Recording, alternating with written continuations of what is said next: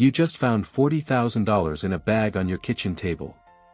Nobody's watching. Nobody knows it's there. There's just one problem. You can't actually use it. Not for rent, not for a car, not even for a nice dinner out.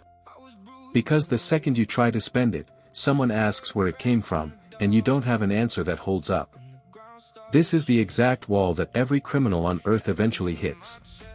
And the workaround they invented for it is one of the strangest, most quietly organized systems in the entire global economy. Every year, something between $800 billion and $2 trillion disappears into it. Today you're going to see exactly how that disappearing act works. Start with the basics. What actually makes money dirty? It isn't the paper. It's the story attached to it. Drug sales, fraud, bribery, tax evasion, stolen funds. Somewhere along the way, a government didn't get its cut, and someone doesn't want that noticed. The trouble is, money moves through the world like footprints in wet sand. Every deposit, every transfer, every purchase leaves a mark. And people whose entire job is tracking marks tend to find them. So why not just keep it as cash forever? Stuff it under a mattress and never touch a bank again. Because cash is heavy, cash degrades, and cash is useless for buying anything that actually matters: a house, a company, a seat at the table where real wealth gets discussed. Real power in this world runs through the financial system, not around it. Which means eventually, that money has to go in. So the real objective was never hiding the money itself. It was rewriting its story. Turning cash that screams, "I came from a crime," into cash that whispers, "I've always been here, don't look twice." That single sentence is the whole industry. Everything else is just method. There are 3 stages to this, and the first one is the most dangerous by far. Stage 1 is placement. This is the moment dirty cash has to enter the financial system without triggering an alarm. Picture walking into a bank with $800,000 in a duffel bag. The teller isn't going to smile and process that quietly. In most countries, a single deposit over a certain threshold, $10,000 in the United States, automatically flags a government report. So the cash has to be broken apart. This is called smuffing, and no, it has nothing to do with cartoons. It means splitting one enormous pile into dozens of small deposits, each one just under the line, spread across different banks, different accounts, different days, sometimes even different people hired specifically to carry the money in. It's slow. It's tedious. It is, frankly, a strange way to spend a life of crime. But why go through all that effort for a few $1,000s at a time? Because the alternative, one giant deposit, guarantees a paper trail on day one. Patience is the price of staying invisible. There's a second method that scales better, and it's the one investigators worry about most: cash-heavy businesses. A car wash, a restaurant, a vending route. Something where nobody can easily prove how many customers actually walked in that day. Blend the dirty cash with real receipts, inflate the daily total, deposit it as if it were ordinary sales. A restaurant that quietly claims 200 extra customers a week isn't lying about being busy. It's lying about being real. Casinos work the same way, oddly enough. Walk in with cash, buy chips, play a few hands, cash out, and now the money has a receipt that says, "gambling winnings," instead of whatever it actually was. What you're really buying at this stage isn't a bank deposit. You're buying a cover story for money that never had one. Stage 2 is layering, and this is where the process stops looking like crime and starts looking like a spreadsheet. The cash is inside the system now. The next job is making sure nobody can trace it back to its source. So it moves. Again and again. Bank to shell company. Shell company to loan. Loan to investment. Investment to dividend, paid quietly back into a personal account somewhere else entirely. Do that 5 or 6 times across different countries, and even a trained financial investigator starts to lose the thread. That's not an accident. That's the design. Why does this work so well? Because a shell company doesn't need to do anything real. No employees. No office. No product. Just a name, an address, and a bank account, and in certain places, Delaware included, the actual owner's name never has to appear on any public record.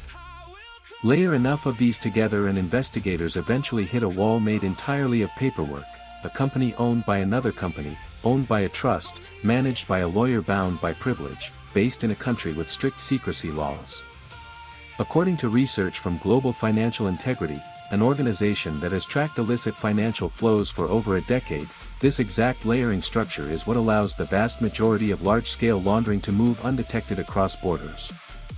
Certain jurisdictions specialize in exactly this kind of anonymity, and the fees for setting one of these structures up can be surprisingly small compared to what flows through them afterward.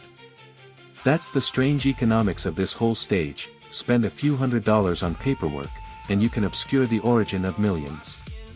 Why does this keep working, year after year, despite everyone knowing it exists?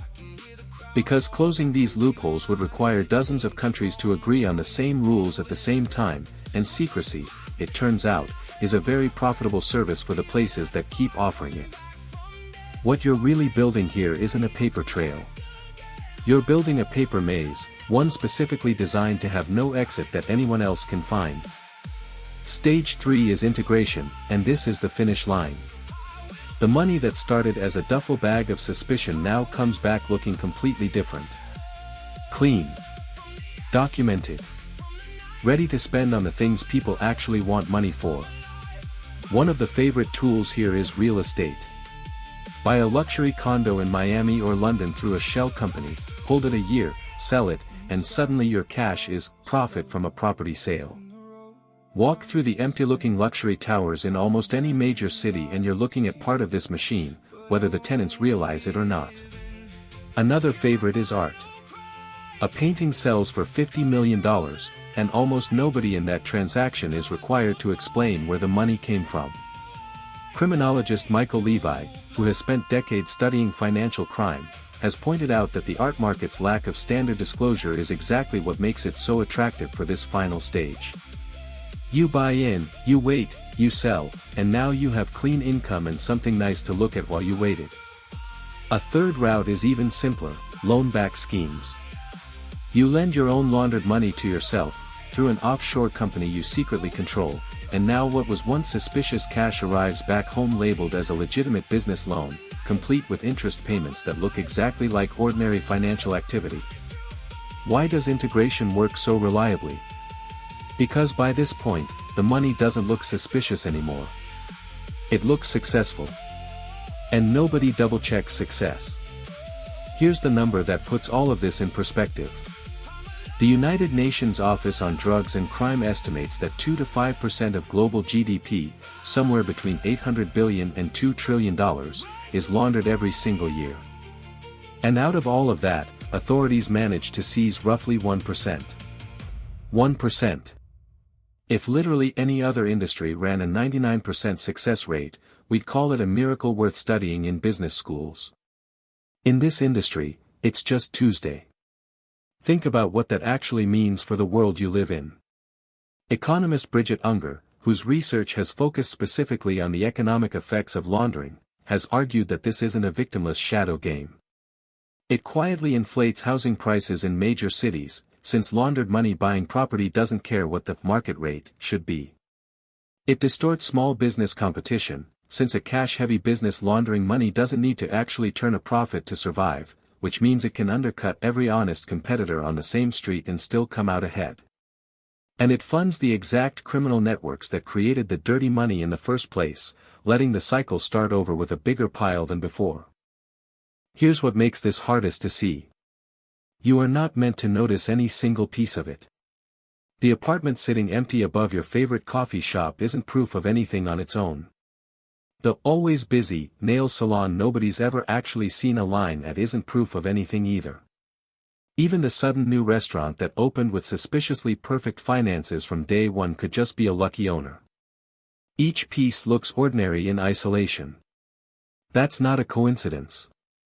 That's the entire design of the system, spread thin enough across an entire city that no single observer ever sees more than one harmless-looking piece of it at a time. Investigators have to reconstruct the whole picture from thousands of these fragments, which is exactly why, according to the United Nations' own figures, they only ever catch about one piece in every 100. So here's the reframe worth sitting with. You started this video thinking about a duffel bag of cash and a criminal with a problem.